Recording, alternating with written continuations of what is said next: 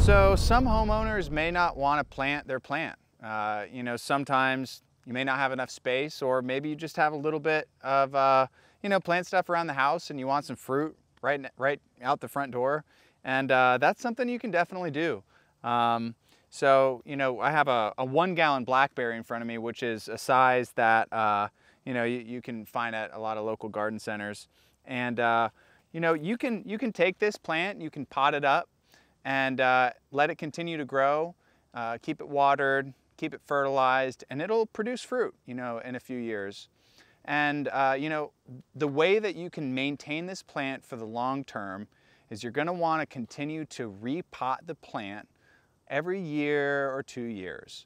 The roots are gonna continue to grow, and as soon as the roots get too stuck in its pot, and it starts to girdle itself and grow in on itself, the plant's just gonna suffer. It won't grow as much, it won't produce as much, it's just gonna kind of wither away. So we recommend to continue to pot it every year or 2 years to keep that root system free and able to grow in new soil, and that's what's gonna keep the plant healthy over time.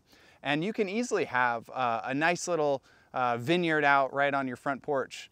It's a great way to do. You can actually do this with quite a few different types of plants and even trees. Even a persimmon or a peach. But the pot is going to have to be a little larger for those trees.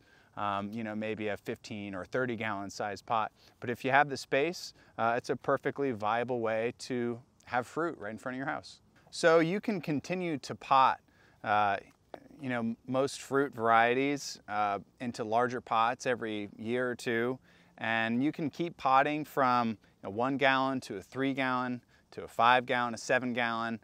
You can even go up to 15, 30, or 45 gallon.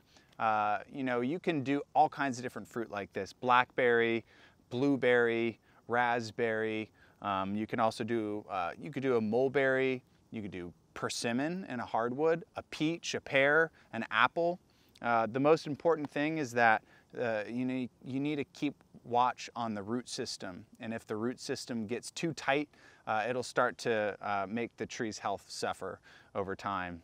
But continue to keep it potted and watch.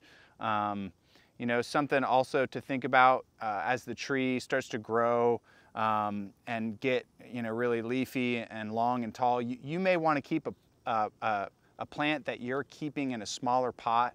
You might want to keep it a little bit more pruned, a little bit more compact, instead of letting it just go and go and go.